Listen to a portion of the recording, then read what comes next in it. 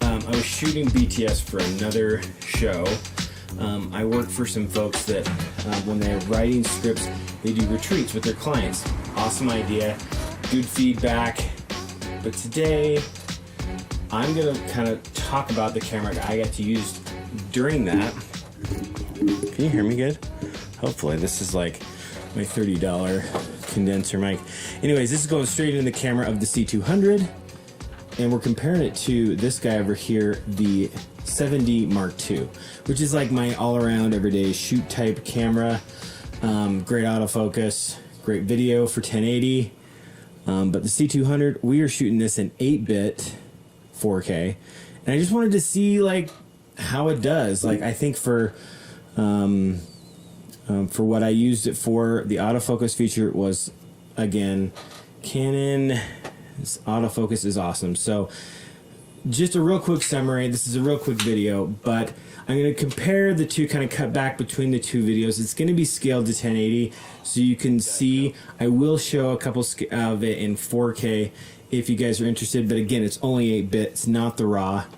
I don't actually have a CFast card with me, and I believe you need a CFast to do the 4K RAW, Canon RAW.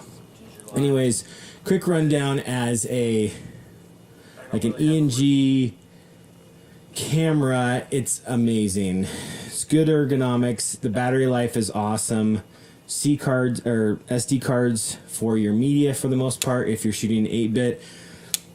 I do have to say that not having 10-bit internal 4K in the MP4, the ginger lime does give you a few more burps. It is kind of a bummer, but if you need to stream it or broadcast it, the SDI out, I believe, is 3G, and I believe you can get at least 2K at full 10-bit 422. So there's an upside there.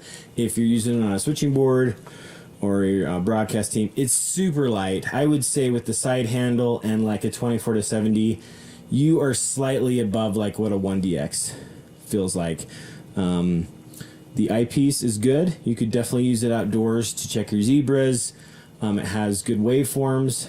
I don't know if it has your histograms, and it has your IRE scales in both the red, yellow, or green, blue, and red, which is great. I love this camera. I mean, it's really, really well set up.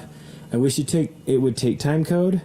But one thing, like, normally I have an URSA Mini, and to say this has 2 ups on it. One is I believe it has better dynamic range. 2, the screen does flip around, so right now as I'm filming, I can frame up my shot, and I know that if I move way over here, it's going to focus on the stuff behind me, and when I move back, I'm back in the middle of the frame. That's nice.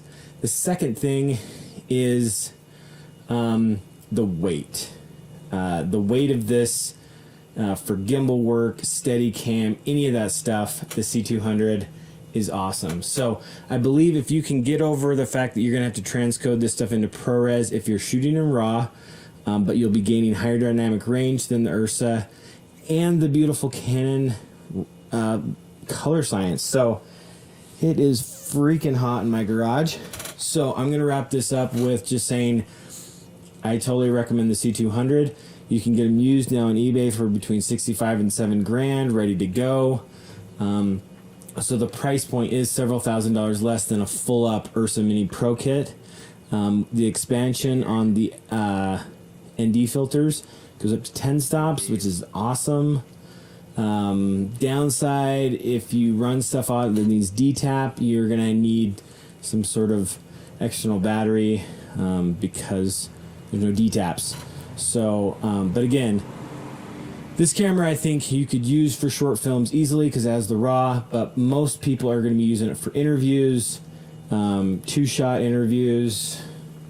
I'm trying to stay in my box. And a lot of run and gun stuff. This is the perfect camera.